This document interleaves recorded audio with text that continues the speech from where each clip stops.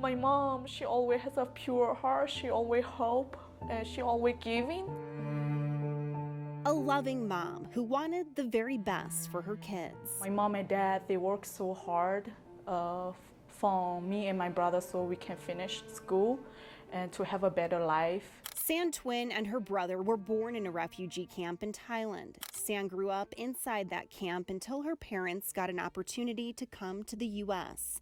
That's when her mom, Tin A, started working at the JBS meat plant in Greeley. She almost never missed her work, and then she worked over at JBS for 12 to 13 years. San told her mom to retire soon, but money was tight and she was a hard worker. I always call my mom around 11 a.m. before she go to work. And my mom, she told me they already found someone who have COVID-19 in the plant.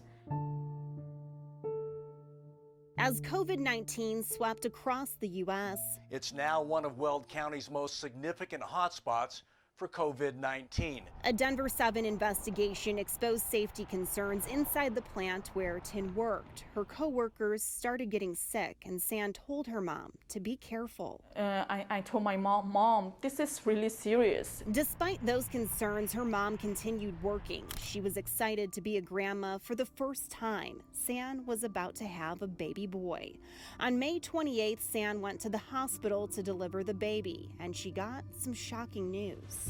I say, Mom, I already got a COVID-19 positive over here, and then you need to go checked up.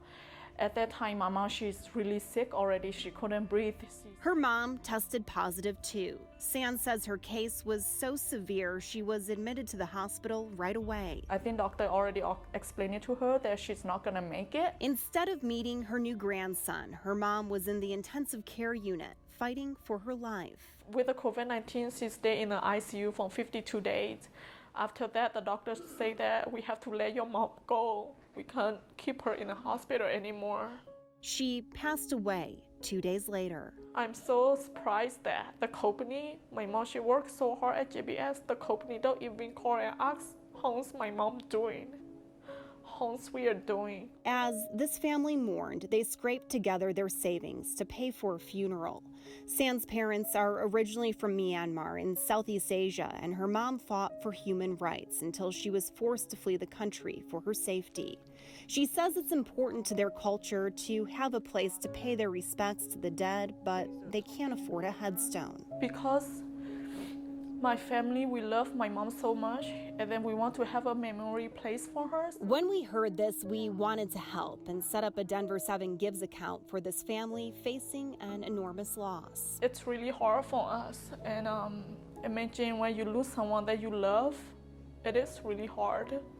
Hoping to give her mom a final resting place, a place where San can take her son, so she can tell him about the grandma he never had a chance to meet. I want him to know that, oh, his grandma is resting over here in this place. I want him to respect his grandma as we respect his grandmom. I want him to love his grandma as we love his grandma. Liz Gilardi, Denver 7.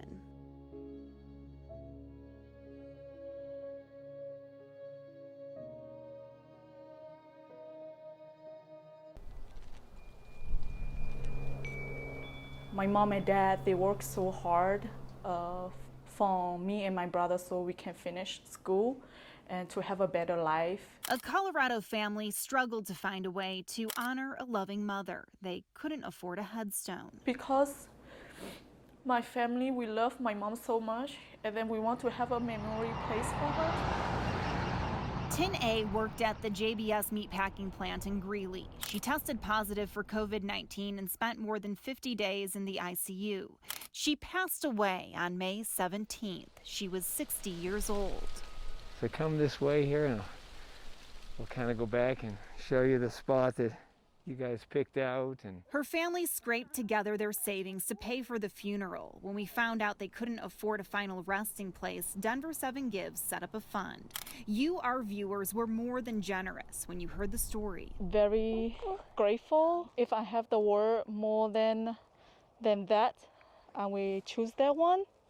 But it is very thankful to everyone who's helping my family and my mom's out is very mean. It's mean everything to us. With your donations, this family was able to pick out a spot where they can honor a loving wife, mother. It's a place where they can bring the grandson she never had a chance to meet.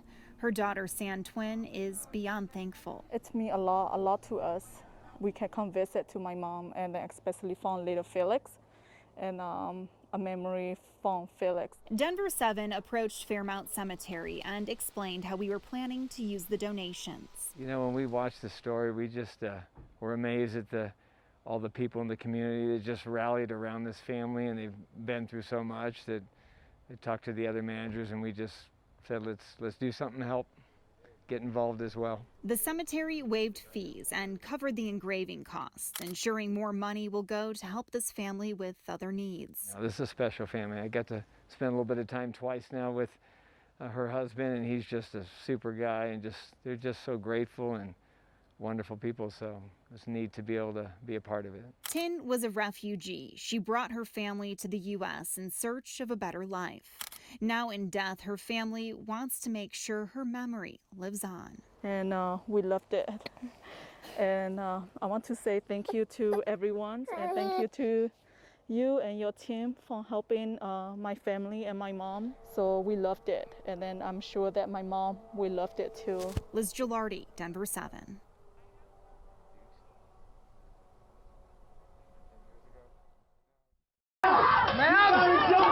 I'm blessed. I'm very blessed. Despite losing everything in a fire, Kristen Bering always told us she felt blessed. And I just choose to be positive and help other people because that's what we're supposed to do. Last year, it was our turn to help Kristen. She was having financial issues and was in desperate need of a handicap-accessible van.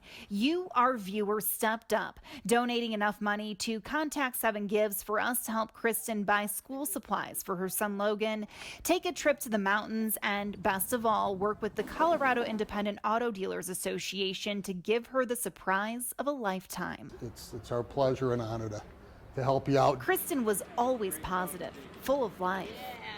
That's why it's so hard for us to believe she's gone. She passed away in June. That's all you have in life is just to help people and be positive. Her brother Jeff Bering reached out to thank viewers for making the last year of her life a little easier. He also wanted us to help with one of her final wishes. Just because how you guys have reached out and helped my sister, I thought that passing the torch on to someone else would be a good thing to do. Meet Carl and Will Benham. This son and father are in wheelchairs and in need of a van that's truly handicap accessible. They live in Fort Lupton, where people often do a double take when they see them driving around town. When you see someone going down the road with the door open and no tie downs for the wheelchair, I mean, the safety involved with that, incredibly bad. It's bad. It's too difficult to close the door, plus the air conditioning is broken, so Carl and his dad ride around like this. Mike Wistance, the owner of Country Truck and Auto, saw them, and just by chance he received an email about a week later from the Used Car Dealers Charity Fund. Kristen's family wanted to donate her van to someone who would appreciate it as much as she did. It feels like it's not true. It's all good. Carl and his dad couldn't believe it. When Kristen's family heard their story, they knew this van could change their lives. In every way possible. It's I don't have to worry about breaking down. Everyone met up to hand over the keys, and Kristen's brother Jeff met Carl for the first time. I'm kind of speechless right now. I've helped a lot of people, but to really see someone who's, you can just see the joy, in their eyes.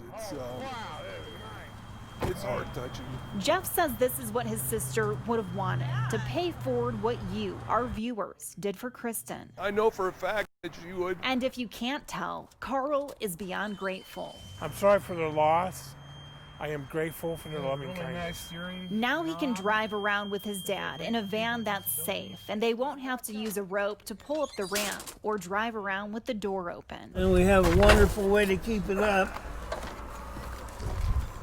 It's like tying a horse down, you know. Excited even at the thought of it, because he's been driving that piece of junk there for, I'm scared to ride in it sometimes, One van now helping 2 families, and it's all possible thanks to Denver 7 viewers. Thanks to your generosity, Kristen's legacy and spirit of giving lives on. I'm out of words. I mean, thank you is almost not good enough. Liz Gilardi, Denver 7. It's just not right to steal. The thieves probably didn't know this trailer belonged to Boy Scout Troop 613. Because even if they didn't know it was a Boy Scout trailer, it was at a church, so. Someone stole it from a church parking lot in Golden. The troop leader, Phil Kellogg, believes it was likely stolen back in March during stay-at-home orders. The church was closed and the troop wasn't holding regular meetings. Our troop treasurer called me and told us that, is anybody using the trailer? That's when the troop realized it was stolen and filed a police report. Kellogg says he got a call on July 6th saying the trailer was recovered. He was relieved until he was slapped with an unexpected bill. Well, so we had to pay a fair amount of money to get it back. Despite being a nonprofit and a Boy Scout troop, there wasn't much leniency in the way, people get their property back after it's been stolen. The bill totaled more than $300 to get the trailer back from a tow yard in Fort Lupton. That's a lot of money for a nonprofit, especially right now. You're essentially, these boys are paying $305 with their popcorn money that they earned to get their trailer back. We just couldn't let that happen. The Scouts work hard for that money and give back to the community. So this is from Denver 7 Gives, and it's a check to cover that fee for getting the trailer out of the tow yard. Holy cow. Thank you very much. That's awesome. You, our viewers, made it all possible through your donations to Denver 7 Gives. Now the Scouts can use the money they would have spent on the trailer for other projects or upcoming camping trips. I'm really thankful that they did that. It's really nice to see people doing that. Helping this troop so these Scouts can continue giving back. Liz Gilardi, Denver 7. The Boy Scouts are known as much for their resourcefulness as their generosity. Just look at what they were able to do with a few $100s. Liz Gilardi with the Denver 7 Gives team reports. With Thanksgiving almost 2 weeks away, once you have filled your bag, put the bag over there. Boy Scout Troop 613 wants to make sure families have everything they need to celebrate, even if they can't afford it. It feels really good to just help out, And the boys know what it's like to be on the receiving end of that help. Earlier this year, someone stole their trailer from a church parking lot during stay-at-home orders. Even if they didn't know it was a Boy Scout trailer, it was at a church, so. Through Denver 7 Gives, viewers covered the cost of tow yard fees when their trailer was recovered. So this is from Denver 7 Gives, a generous gift from the community, but the Boy Scouts didn't use that money for the trailer. We went and grocery shopped for these Thanksgiving meals. The troop used the check from Denver 7 Gives to assemble 40 Thanksgiving meal kits. There was really no purpose for us to keep it because it just would have been sitting in the troop bank account. They knew someone needed it more. The troop delivered the bags to the Christian Action Guild food pantry, where the demand last month was up 30%. I think that's amazing to see that there's a need. I mean, they had a need for a trailer, but they saw a bigger need. And now they're paying it forward, all thanks to your donations. But why would we expect people to help us if we don't help other people ourselves? Liz Gilardi, Denver 7.